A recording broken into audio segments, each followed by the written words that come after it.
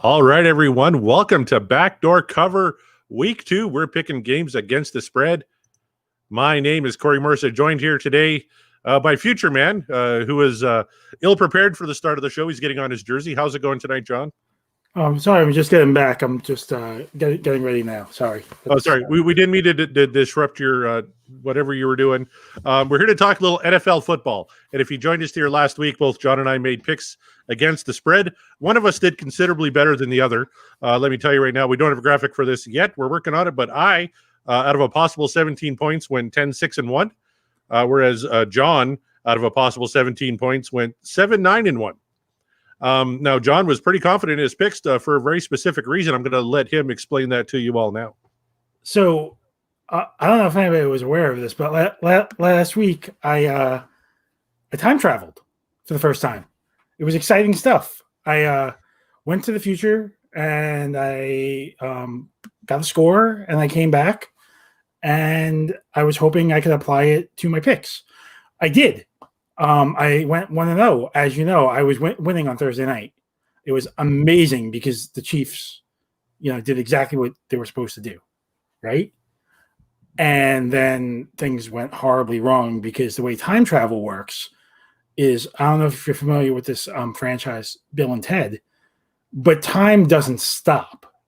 So kind of like you saw me right now throwing my shirt back on, I just got back from this week's games.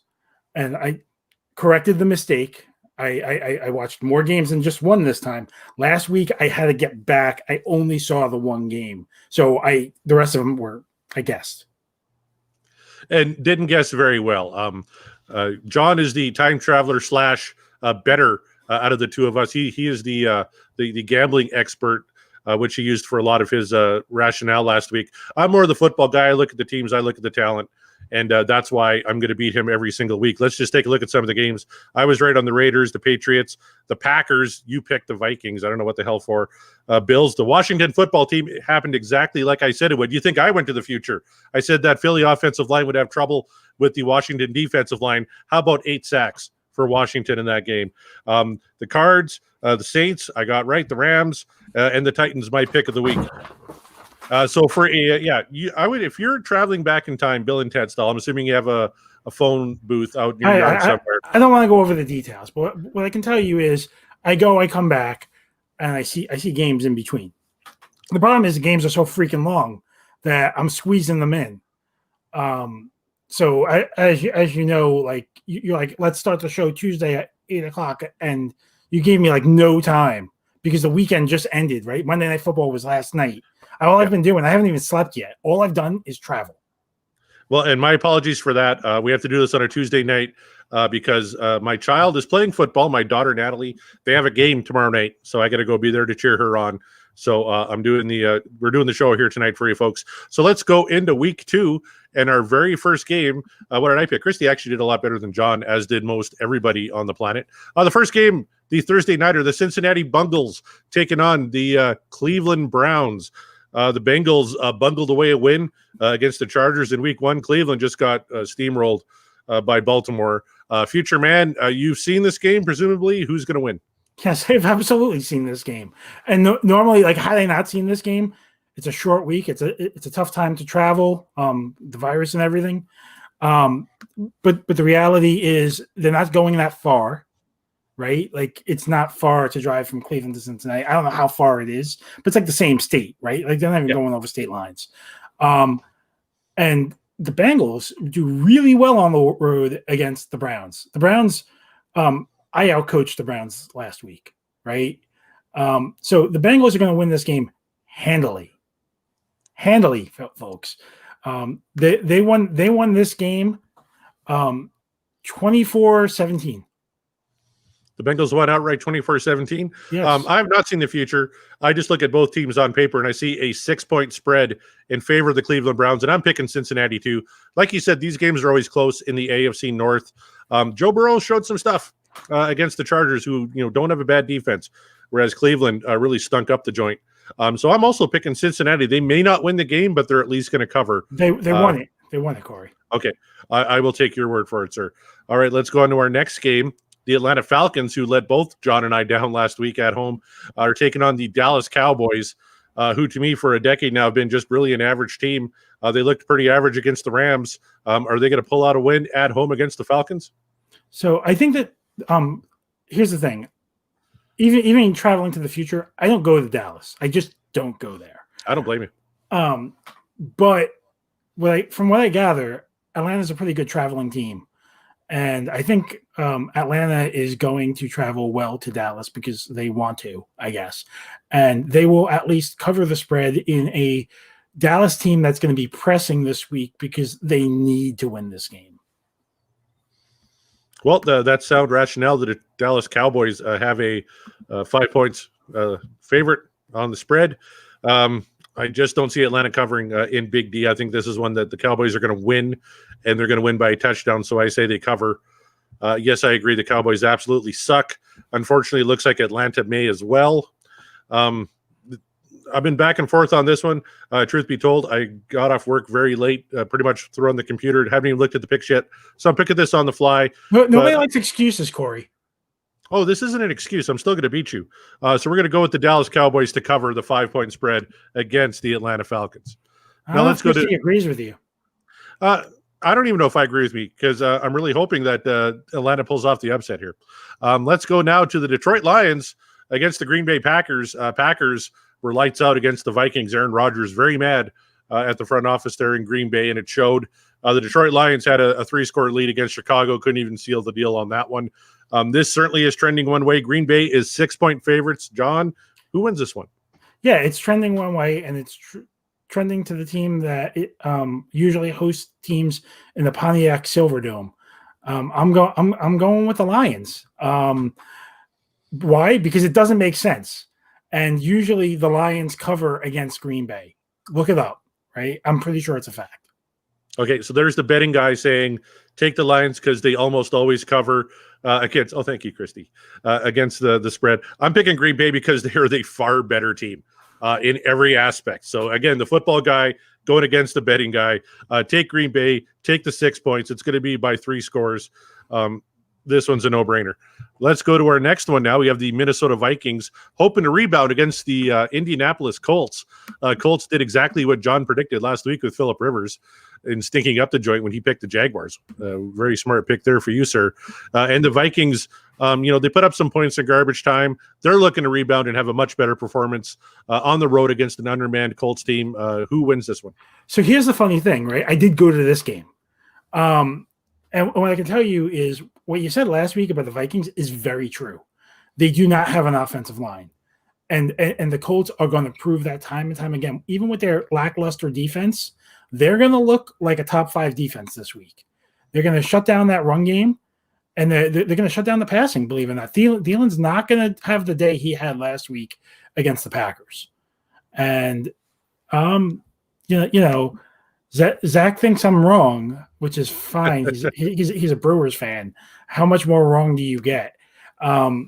So I think Colts cover. Christy's picking the boats. I'm not sure what cruise ship that is or what team that would be. The Colts Vikings travel on boats. I'm going to say that's the Vikings. Okay. Well, then Christy would be absolutely right. Indianapolis is favored by 3. Don't buy the line on this one. Vikings are going to win by 10 or more. There's too much talent offensively on this team. They met up against a much better defense in Green Bay last week. Indianapolis doesn't have that caliber of defense. And Phillip Rivers is Phillip Rivers. He's going to throw picks all over the place. Vikings have the 2 best safeties in the NFL in their secondary and a great linebacking core as well. I'm saying take the Vikings to roll all over the Indianapolis Colts. Christy agrees with me. No, I don't know if she agrees with you or just because you guessed that Vikings travel on boats. I'm in charge of the comments. That's what you said before the show. So I'm telling you what the comments mean. And I'm regretting it already. All right, let's go to the Buffalo Bills and the Miami Dolphins. Buffalo Bills looked like a possible playoff contender last week. Miami Dolphins looked like a team that was rebuilding. The line is only 5.5 for Buffalo. Future Man, I'm sure, is going to take Miami on this one. Yeah, you would think, right? But the Future Man also, it was very tempting, so I went to Miami. I got some sun. I did a little fishing. And while I was there, I watched the Bills open up a can of whoop ass on the Dolphins. It's going to be a can of whoop ass. I agree with you 100%. 5.5. Bills are going to cover that easy. To the point where I'm going to make this, John, since you didn't say it, I'm going to say it first. This is my pick of the week. Give me the Buffalo to trounce Miami. On the road, that's a brave man right there. I would never pick a pick of the week on the road. Miami is so bad, I don't even care. On the road, at home, I'm looking at talent on teams. Buffalo is going to – look at that. Christy also picking Buffalo. All right. San Francisco 49ers taking on the New York Jets. You're picking the Dolphins. Oh, I'm sorry, Zach. The New York Jets, John, for some reason, you thought they would do something. All they did was show they're the worst team in the NFL at this point. Do you think they have a hope in hell against the 49ers? I actually do. Because, again, I stayed home for one of the games, and I watched the Jets play. And they do cover against San Francisco. San Francisco wins with a late field goal in this game. And they come out soft. They come out soft because they're traveling. They're coming off of a loss. They're traveling across the country. It's an early morning for them. I don't think they drank their coffee. There was definitely no Red Bulls to be had. And the Jets do what the Jets do, and they piss off the bettors, right? And that's what's going to happen this week. You couldn't be more wrong. San Francisco favored by 6.5. Line again doesn't even matter. New York doesn't have Jamal Adams anymore. They have nobody in the state of New York now who can cover George Kittle on a crossing route. So I think San Francisco rolls to an easy win over the New York Jets. 6.5 points, be damned. This is the 49ers all the way.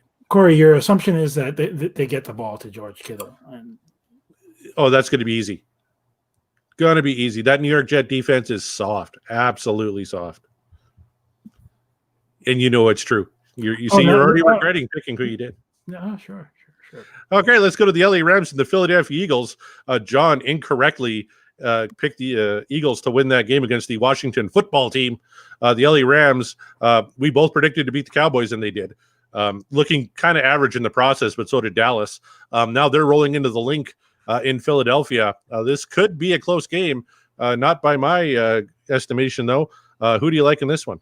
Yeah, it's not by my estimation either, because I did swing by and pick up a cheesesteak and laughed a little bit as the Eagles got trounced by the Rams. Yeah, I agree. The spread in this one is Rams favored by 1, so it's basically a pick 'em. Rams are going to win this one easy. Philly's got no offensive line. I said Minnesota had no line. Philly really doesn't have any line right now, and Carson Wentz, not good. So what you don't realize is how little of a line they have. One of the best things that happens in this game is, I don't know the linebacker's name, but he actually walks through the line to record a sack during this game. It was one of the craziest things I've ever seen. How is Aaron Donald going to do against that pitiful Eagles line this week? I'm telling you, it's almost like watching a John Woo movie, because he actually takes time to move in slow motion and wait for the doves to cross him before he makes the sack. It's incredible. Donald might get 8 sacks himself this game. He's the best player in football, and the Eagles are just in big trouble. All right, let's go to the Broncos at the Steelers. Broncos made a game out of it against Tennessee. Steelers rolled against the Giants because I think they're playing with 24 men on the field the entire time. Giants never had any time to do anything. That defense was flying in New York last week, and the Steelers looked tremendous. So I don't know if you know this, but when the Steelers defense is flying, Pittsburgh is an impossible place to go and win a game. And Denver's going to learn that the hard way this week, right? They're going to get on the plane. They're going to put on their Sunday best. They're going to travel, and they're going to lose big. Very big. The line is Pittsburgh favored by 6.5. I think they cover that easy. We got a lot of potential blowouts here this week, John, and this could be one of them. I don't see that Denver defense being able to cover Juju Smith-Schuster or that Snell kid they got in the backfield, even after John Connor went down last night. Snell came in and still rushed for 100 yards. Wait. John Connor's on the Steelers? Yes, he is. I'm time traveling. Did you tell him? No, I don't know him. Oh, I'll try and get a hold of him maybe this week. But yes, John Connor out for this week, though, pretty sure, against the Denver Broncos. Ben Roethlisberger, we talked about players from the 94 draft. Eli Manning, he was done. He's retired. Philip Rivers, he's done. Big Ben looks like he's still got a few years left in him. He looked pretty good last night. Yeah. I mean, I'm assuming this horse that Christy puts up is for Roethlisberger because he's built like a horse, right? Like a stallion. Or hung like one. Yeah. Right. Yeah. I mean, not hung like Chris Evans. Yeah. Few are. I know you're not. All right, let's go to the Carolina Panthers taking on the Tampa Bay Buccaneers. You walked up here and said Tom Brady's the greatest of all time, blah, blah, blah. I said Tom Brady's been done for a few years and he's going to stink up the joint, and he did. Two awful picks. Was pretty pedestrian in his Bucs debut. Carolina, though, really impressed me against the Las Vegas Raiders. They looked pretty well and hung with the Raiders right up to the end. Raiders eked out a win, though. So this one might be a little closer than you think, John. Bucs are at home, and let's just check. The Bucs are favored by 9. So 9 is an awfully big spread, and it's a big spread because everyone assumes that the refs are still in Brady's pocket, and I think we learned last week they are not. And the Panthers, I don't think they're a great team, but I think they're a good enough team to cover that spread against the Bucs. I agree with you totally, sir. They may not win that game, but if they lose it, they're only going to lose it by 3, maybe even 7. But Tampa Bay favored by 9 is just too big.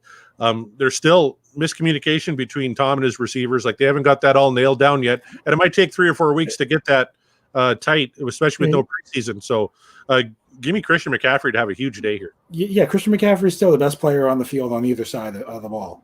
So you go your best horse, right? And he's definitely the best horse on the field. Here's one I don't know how to pick, John, so I might just pick whoever you do because you've seen the game. The Jacksonville Jaguars on the road to take on the Tennessee Titans. Why don't you know how to pick this game? Because Jacksonville can dink and dunk all the way down the field and win this game by a field goal. No, Jacksonville is a difficult place to travel to, but it's also a very difficult place to travel from. And travel matters. It's not going to matter that much. You got the Jacksonville Jaguars, Tennessee Titans. Talent-wise, who's going to win? Corey, do you want to get on a plane? Yes. Okay, Minshew doesn't, right? Like, he wants to stay home, right? And he shows that this week because he throws 3 picks against the Titans. It's crazy. One of them goes the other way. All right, well, Tennessee's a 9-point favorite. Right. That looks like a kitty cat, so I'm going to assume that's Jacksonville Jaguars. I'm going to agree with Christy. I'm going to go with Jacksonville just to cover the spread. Tennessee only beat the Broncos by 2. Their kicker couldn't hit water if he fell out of a boat. So you can go with the Titans in this one. I'm going to go with the Jacksonville Jaguars to at least cover the spread. Now we have our beloved New York Giants going into Chicago to take on the Bears. Giants, as a Giants fan, I could say this. There were some positives out of the game against Pittsburgh, but they got to learn how to run block, and very, very fast. This week they got that Chicago Bears front with Roquan Smith and Khalil Mack. This is going to be a tough, tough day for the New York Giants, I think.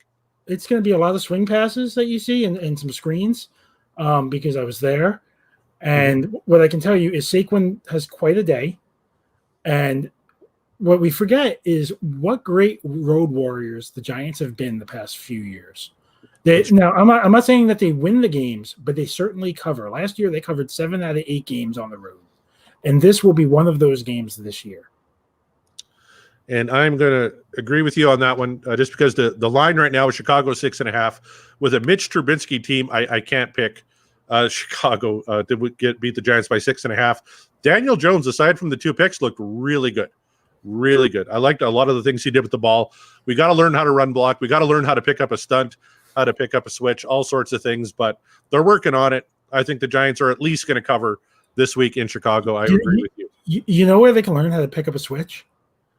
My S&M dungeon lady I go see every Thursday. What's her name again? Sarah. Sarah? That's a good name for a dominatrix. I thought it was maybe Christy. All right, let's go now to our next game. The Arizona Cardinals are hosting the Washington football team. The Washington football team, after that big rousing halftime speech by Dwayne Haskins, able to come back from 3 scores down to beat the Eagles. Tremendous defensive showing by the WFT, whereas Arizona went out and did what we thought they'd do and go out and beat San Francisco in their home opener. This one could be close, John. Who's going to win? So I didn't pay attention to this game because I could care less about Washington. But my assumption is Kyler Murray has quite a day against that Washington team, and they cover handily. Washington is going to come out flat coming off of that win against Philly. That was essentially their Super Bowl this year, and it's all downhill from here. Even at 6.5 points? You're going Cardinals, huh? It's a touchdown, Corey. I'm aware of that, John. It's one score. You make it sound like they have to score 7 runs. No, they have to cross the end zone once. Against Chase Young, Montez Sweat, that great active secondary they have. This is one of the best defenses in football. You think Kyler Murray's just going to walk all over him for one score? I think Kyler Murray's going to be helped by Kendall Drake, who had a rough first week, and they still won. And the game plan changes this week, and we will see that. And Washington will look fairly ordinary in their second game. You're absolutely nuts. And I'm agreeing with you. I'm picking the Arizona Cardinals also to beat the Washington football team for all the reasons you said and more. Let's go to the next game. The Baltimore Ravens on the road to take on the Houston Texans. Texans, you talked about that big dominant win you had on Thursday night. Texans almost covered. Had they made that one field goal at halftime, I know it's ifs and buts were candy and nuts. We'd all have a Merry Christmas, but it was closer than you think. So we got the Texans now at home to take on arguably one or two of the best teams in football, the Baltimore Ravens. You've seen this game, I'm assuming. It's a 6.5 point spread for the Ravens. Who do you like? Yeah, so the Ravens win this game, but they win it by 4. They win it by 4, and it's just not enough. This is what we call in the betting world a backdoor cover game, and Houston scores a late touchdown to bring it close, but not close enough. Well, I'm going to disagree with you on that one. Baltimore, it's just men against boys whenever they're on the field. There's one other team that does that this year, and we're going to talk about them pretty quick, so I accidentally skipped that game. But yeah, the Ravens are going to cover 6.5 against the Texans. Texans, their defense is just old and tired. I don't see them doing much against that high-powered Baltimore Ravens offense, especially with Lamar Miller playing the way he is. Let's go to the second team you can count to cover pretty much every spread in the world, and that is the Kansas City Chiefs taking on the LA Chargers. This is. Do we have the graphic? Oh! Here we go. Let's get this started. It's my pick of the week. Everybody. And who do you like? The Chiefs are favored by 8.5. Right. The Chiefs are going to win this game by at least 14.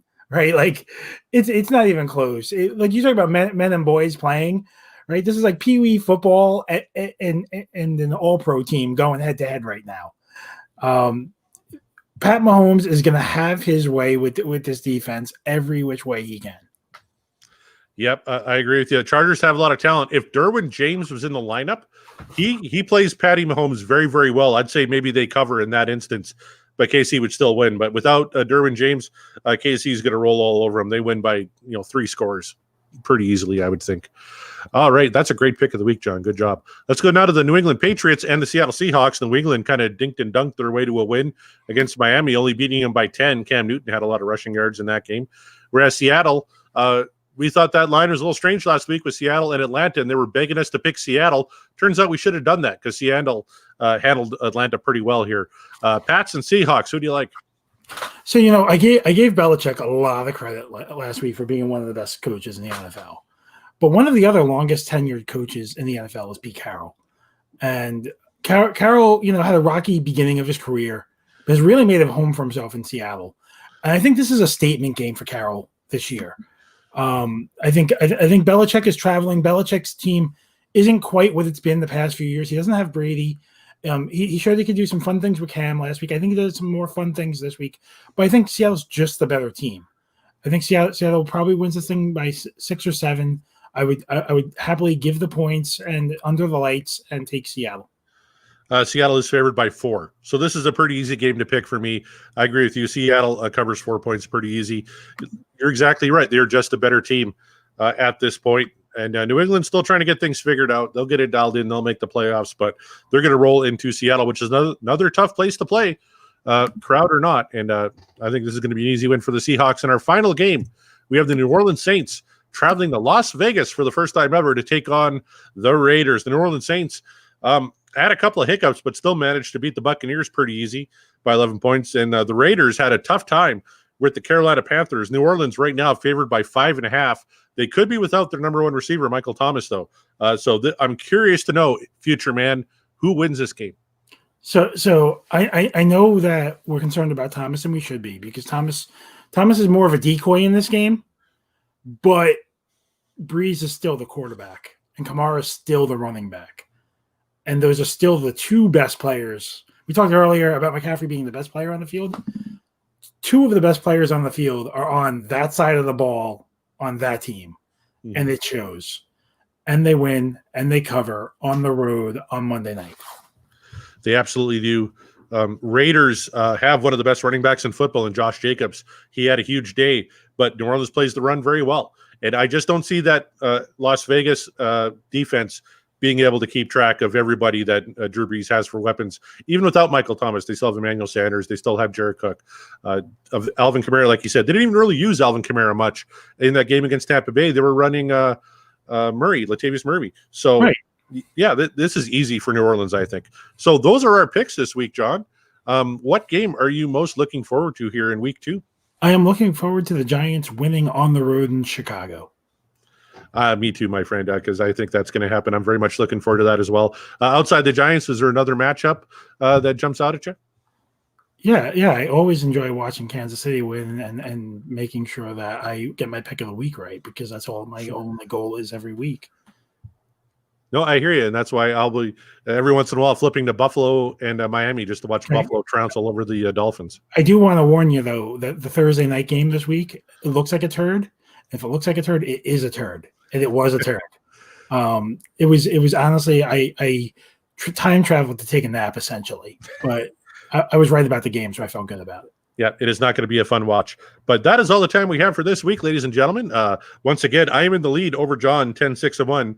John is currently at 7-9-1. Let's see if future man, his picks this week after all these games he watched in the future are going to pay off with them. He's going to be able to. I already went 16-0. I just picked the ones who won. Well, that's good for you, because I've just decided we're going to play for $100. So I'm glad that you're so confident in your future picks there, my friend. Canadian? Obviously Canadian. So that's like 150 American, buddy. Oh no, that was bad math. Bad math. All right. On behalf of John Mariano, my name is Corey Morissette. Thank you very much. I'm assuming Christy's talking about me when she says good pick, because, of course, it's got to be. I'm beating John by quite a bit. It's kind of sad. We will see you next week for week 3 on Backdoor Cover. Good night.